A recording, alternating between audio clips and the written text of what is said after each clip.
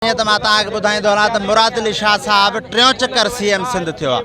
पर अफ़सोस सां चवणो थो पए त हिन महिल ताईं तहलको सेवण ऐं भांसेदाबा जी आवाम खे पीअण जे लाइ पाणी न आहे ॾेई सघियो। अफ़सोस सां चवणो थो पए त भांसेदाबा जे आवाम खे मुक़ाम जी एराज़ी न आहे ॾेई सघियो। अफ़सोस सां चवणो थो पए त भांसेदाबा जे आवाम खे मेले जो ग्राउंड न आहे ॾेई सघियो।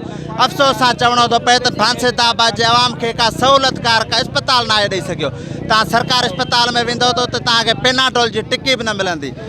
टाउन कमेटी जी जेका बजट आहे उहा 1 करोड़ 35 लख आहे, पर 1 करोड़ 35 लख में ईअं सम्झो त 35 लख बि टाउन ते ख़र्च नथा कया वञनि। करोड़े रुपयनि जी महाना जेको आहे पंहिंजो करप्शन आहे। मथियों जेको टेंडर हो उन टेंडर में 14 करोड़ टाउन कमेटी बचाया, जेके 14 करोड़ बैंक में पिया। 6.5 करोड़ जो पेवर ब्लॉक नालियूं ऐं घटियूं ठहियूं, बाक़ी 7.5 करोड़ मौजूदा टाउन चेयरमैन जे अकाउंट में पिया। जन 7.5 करोड़नि मां 10 करोड़ थिया। 1.5 करोड़ टाउन कमेटी में जेको आहे पंहिंजो रखियनि त बाबा हाणे हे 1.5 करोड़ जेको आहे पंहिंजो बचियो आहे, बाक़ी 8.5 करोड़ खे ई ॿुहारे ॾेई छॾनि।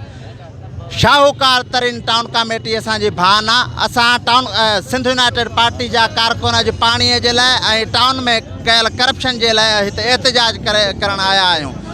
जे अगरि टाउन कमेटी जी करप्शन ख़तमु न थी त हिन खां वधीक असां सख़्त खां सख़्तु एहतजाज करे ऐं जेको आहे पंहिंजो वरी बुख हड़ताली कैंप ते हणी वेही रहंदासीं। महिरबानी तव्हां दोस्तनि।